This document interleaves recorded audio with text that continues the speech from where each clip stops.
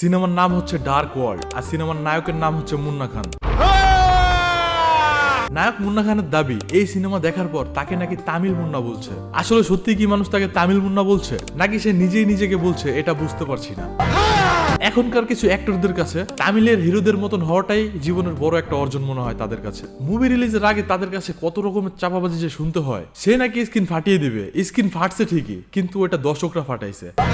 আর এই সিনেমাতে এই তামিল নায়ক বাদে সব অভিনেতারাই ভালো মানের ছিল। বাকি যারা ছিল তারা হচ্ছে মিশা সওদাগর, দীপা খন্দকার, তার চাইতে বড় কথা কৌশনীকেও ভারত থেকে আনা হয়েছিল। মানে এই নায়িকা রাজিও হয়ে গেল, না জানি কতটা খারাপ দিন চলতেছে বেচারির। আর মেন নায়ক তো হচ্ছে আমাদের মুন্না খান। পুরো মুভিতেই টাইট ফিট জামা কাপড় পরেছে, এর জন্যই মনে হয় টাইট একটা এক্সপ্রেশন দিয়ে রাখছিল পুরো মুভিতে। বেচারা নিজেও জানে না যে সে কি মুভি বানাচ্ছে। একবার বলে তামিল, একবার বলে ইন্টারন্যাশনাল।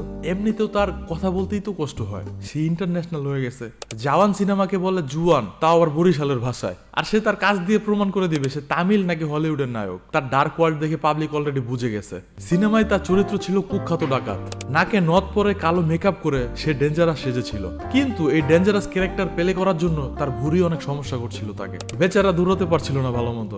আর তার হুটহাট এরকম এন্ট্রি দেখে দর্শকরা ভুলেই যাচ্ছিল এটা একটা নায়ক, মনে হচ্ছিল যে একটা পান্ডা লাফালাফি করছে। সেই আদি আমলের ফাইট যেখানে নায়ক ভিলেনকে লাথি মারলে সে আকাশ দিয়ে ঘুরতে থাকে, যা মাথায় আসছে তাই করছে। আর রোমান্টিক গান তো থাকবেই।